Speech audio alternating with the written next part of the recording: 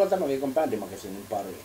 Tällä viikolla katsahtaamme hieman mennyttä aikaa ja käännämme katseita jo tulevaan. Kausi on kohta runkosarjan osalta ohitse. On aika pudotuspeliä. Studioomme tulee tänään vieraaksi toimittajamme Pasi Virtanen kertomaan mietteitä ja mietitään, spekuloidaan Pasin kanssa hieman, mitä tämä kausi on tuonut tullessaan. Moro. No morjesta. Moro. No niin. Kausi on kohta ohi ja tässä ollaan muutaman kuukausi menty. Joo, kyllähän tämä on tosi nopeasti taas mennyt, että just tuntuu, että päästiin isolle jälleen ja nyt ollaan jo kohta playereiden kohdalla. Ei se turhaa ole se puhe, että tarvitaan enemmän pelejä. No joo, ei. Tosiaan siellä Porvoossakin kun käytiin ja Paavin kanssa juteltiin, niin kyllähän maajoukkueen päävalmentaja oli ehdottomasti sitä mieltä, että lisää pelejä tarvitaan.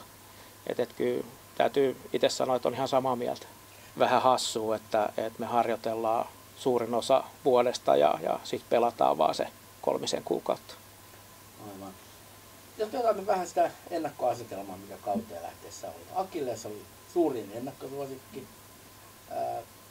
Ei ehkä ihan ole ollut sitä sitten kauden aikana.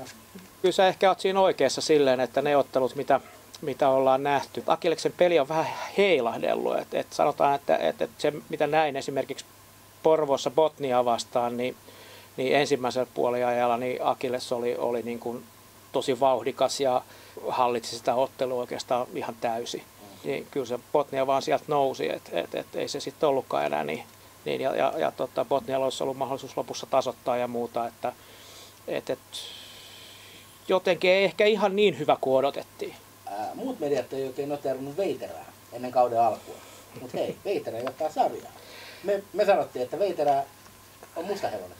Muistaakseni jo infotilaisuudessa eli ensimmäisessä Bändimakasinessa niin keskusteltiin siitä, että Peuhkuri taisi olla meidän haastattelussa silloin ja hän itse sanoi sitä, hymyili viiksissään, että ei oteta paineita ja ehkä vähän liikaa sanoi heitä mustaksi hevoseksi ja yllättäjäksi, mutta kyllä me aika hyvillä jäljillä oltiin siinä, että näin on. Mutta se mikä on yllättänyt, niin on Botnia.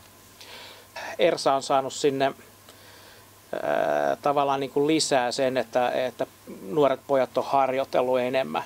Eli sanotaan myös, että Uladerin Teukan tulo sinne Botnian taakse ja jäiden lisääminen, jos mä oon oikein ymmärtänyt,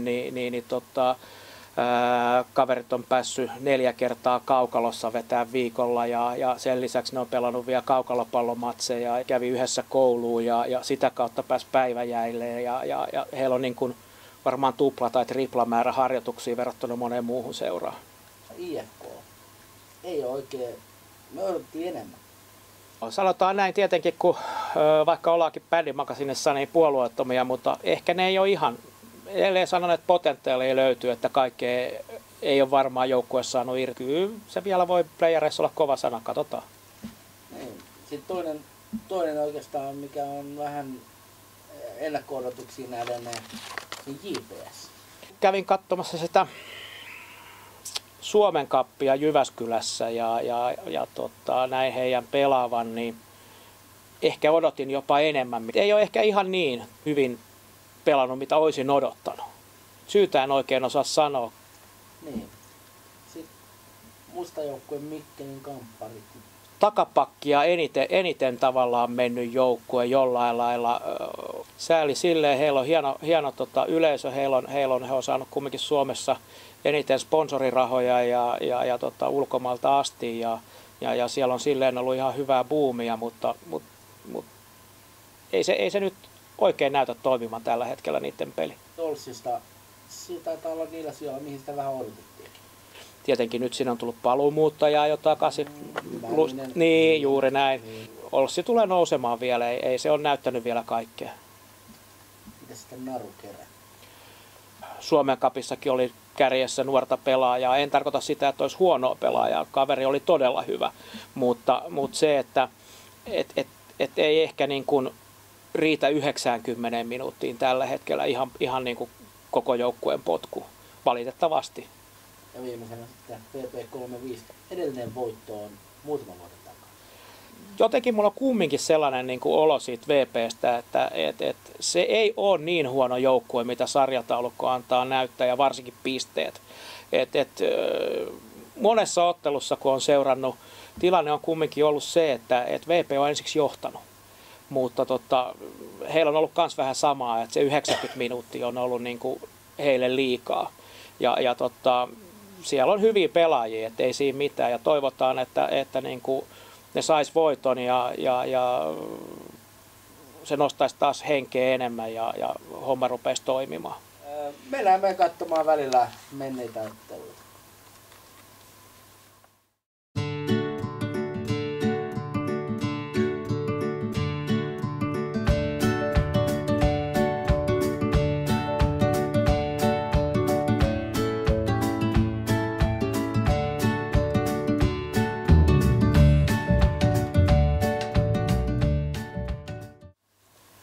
Siinä oli menneet ottelut, mielenkiintoisia tuloksia, kuten esimerkiksi IFK-voitto junnupitoisella joukkueella Kamppareita vastaan.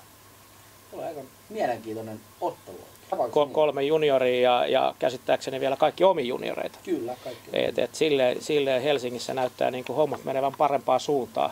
Kuka on sun mielestä ollut tämän kauden bändiliigassa paras pelaaja? Akilleksesta, kyllä se vaan se Laakkosen Sami on sinne nostettava niillä tehoilla, mitä Sami on tehnyt ja varmaan olisi tehnyt vielä enemmän, jos pelipaikka olisi koko kauden ollut eri. Kyllä, näin on. Pasi, sä olet tutkinut vähän otteluiden tilastoja ja sitä, että miten maalit on syntyneet. Kerrotko vähän siitä? Siis tässä on vähän katseltu tavallaan niin kuin mitä tilastot kertoo. Lähdetään vaikka aakkosjärjestyksessä tuossa, niin Akilleksella on ollut todella vahvat ottelun aloitukset. Ne on iskenyt ensimmäiseen 15 minuuttiin 16 maalia. Heillä on ollut niin kuin toisen puolen alku heti siitä, kun tullaan kentälle, niin sen puolen tunnin aikana niin heitä vastaan on isketty 18 maalia.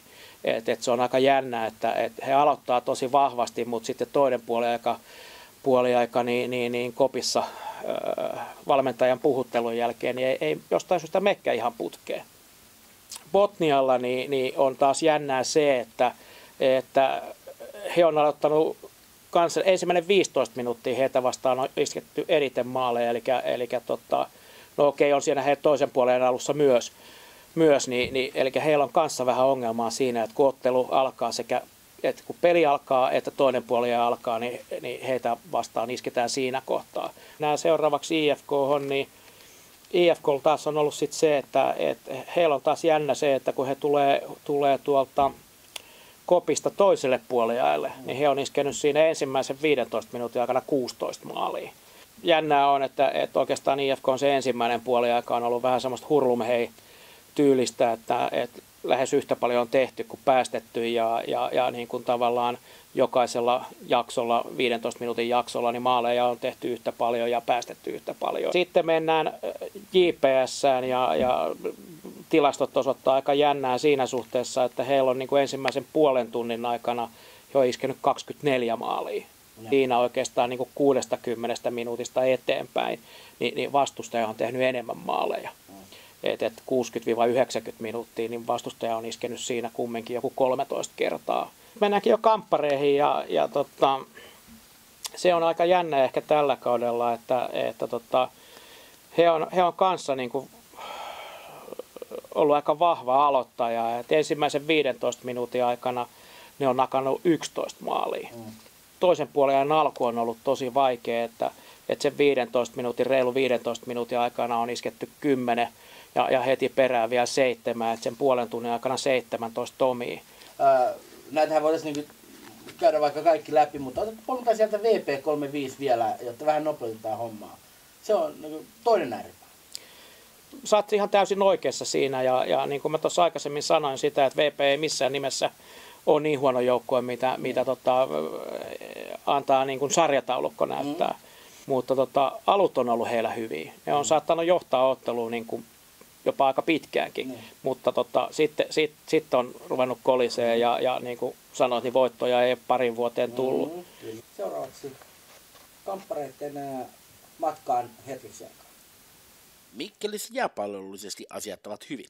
Talous on kunnossa ja junioritikin seurasta löytyy runsain mitoin. Pelit kiinnostavat yleisöä ja yleisömäärät ovatkin maan parhaimmistoa. Mikä oikein on sitten mikkeliläisen jääpallon menestymisen salaisuus?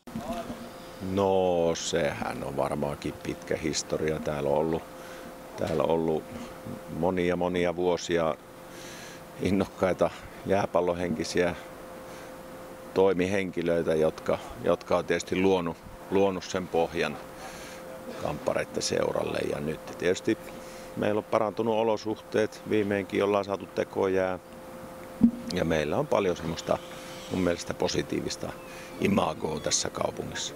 Kimmo Huotelin pelaa Kamppareiden edusjoukkueessa, mutta päätyökseen hän on seuran toiminnanjohtaja. Päivät ei käy pitkiksi, kun hommia riittää runsaasti. Mitä hän sitten päivisin tekee? No siihen kuuluu kaikki, mitä tämmöinen jääpalloseuratoiminta yleensä voi pitää sisällä. Et se on hyvin kirjavaa, mutta tietenkin päällimmäisenä on tämä junioritoiminnan toimijoiden hankkiminen ja sitä kautta semmoinen taustatyö, että jääpallo eteen tehdään töitä, koska kyllähän niinku Mikkelissä ja Kamppareissa lähdetään siitä, että niitä pieniä junioreita pitää olla, jotta tässä kaupungissa ja tässä maassa pelataan 15-20 vuoden päästä jääpalloa. Taustalla on tehty asioita hyvin ja Huotelin on leiviskensä hoitanut juuri kuten kuuluu. Tyytyväinen on myös edusjoukkueen päävalmentaja.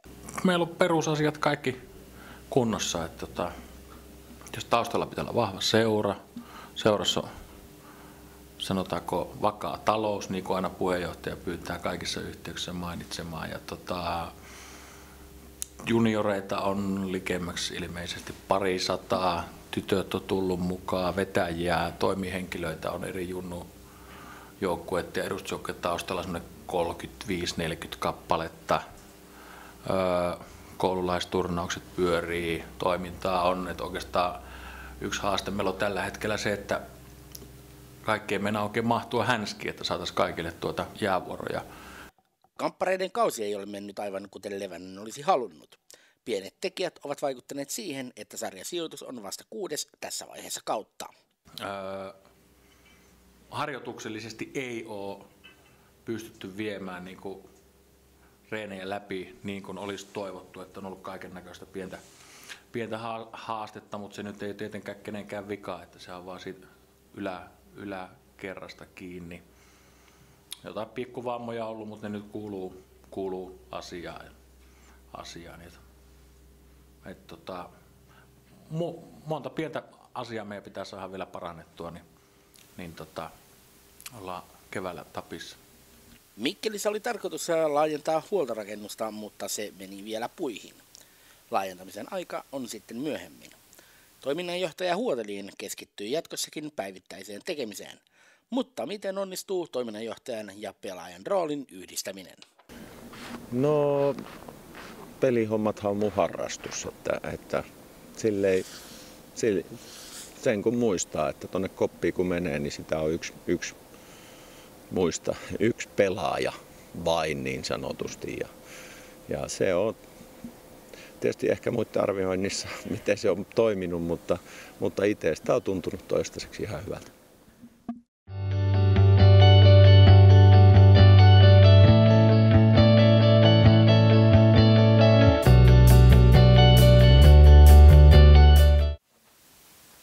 Näin siis palataan mainosten jälkeen tänne studioon. Ja siinä ennen taukoa kuultiin Mikkelin Kamppareista, miten siellä asioita hoidetaan ja millä tavalla kamppareita viedään eteenpäin. Hienoa työtä on Mikkelissä tehty, olosuhteetkin pikkuhiljaa saadaan kuntoon. Kyllä, se on ihan totta, että kyllä niin kuin olisi ilo, että kaikilla meillä liigajoukkueilla ja joka liigapaikkakunnalla niin homma toimisi samalla lailla. Niin, nyt tuli yli 700 katsojaa viime perjantaina Kampparit IFK-ottelussa. Se on aika hyvä. Se on hyvä luku. Jos nyt vähän spekuloidaan ja lähdetään siitä, että sarjataulukko on niin kuin se nyt on. Eli Veiterä, Botnia, Akilles, JPS, IFK, Kampparit, Ols, Narukerä ja Veiterä. Kenet sä luulet Veiterä ottaa vastaan? Epäilen, että mennään kumminkin vähän niin kuin ennenkin, mutta sanotaan näin, että nyt on osat vähän vaihtunut, eli voi olla, että nyt on sellainen tilanne, että Veiterä valitsee kampparit. Veiterä, kampparit, kumpi on ennakkosuosikki? Veiterä on ennakkosuosikki kyllä. Niin sä et usko, että kamppareita nähdään neljänneksi tänä vuonna? Sitä en sanonut. Sanoin, että Veiterä on ennakkosuosikki, mutta sanotaan näin, että tämän kauden pelien perusteella niin kyllä uskon, että Veiterä menee jatkoon. Botnia, kenet valitsee? Kyllä mä vähän veikkaan, että tilanne on se, että sieltä tulee se IFK-vastustaja, eli Botnia ottaa IFK. Jotta pidetään Ersa tyytyväisenä, niin heitetään Botnia menee jatkoon. Niin, kyllä mä väitän, että siellä kuitenkin on sen verran se nuoruus versus sitten IFK. No ei IFKkaan niin vanha ole, vaikka. Sitten Akilles valitsee seuraavana. Se onkin mielenkiintoinen kuvio. Jos mennään näitä, mitä tässä mietittiin, niin veikkaan Pori. Pori ja perinteinen Akilles narukerä puolivälierä pari.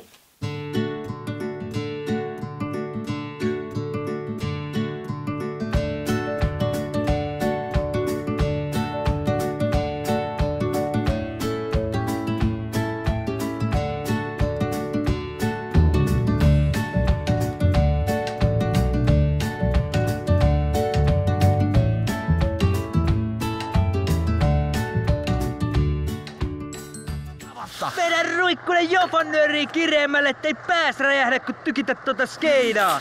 Ei kukaan järkevä ihminen tunge itseensä syövyttävää ja koukuttavaa mönjää. Pellinen.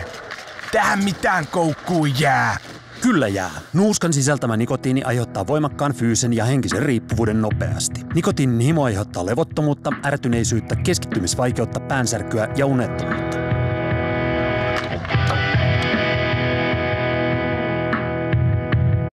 www.fresis.fi. Tässä oli tämän viikon Bändin makasiini. Tänään käytiin spekulatiivisesti asioita menneestä sekä tulevasta. Nämä oli meidän mielipiteitä. Meillä on siihen oikeus. Teillä on oikeus omiin mielipiteisiinne, joten älkää pahoittako mieltänne. Kiitos ja anteeksi. Ja muistakaa käydä jääpallomatseissa. Morjens.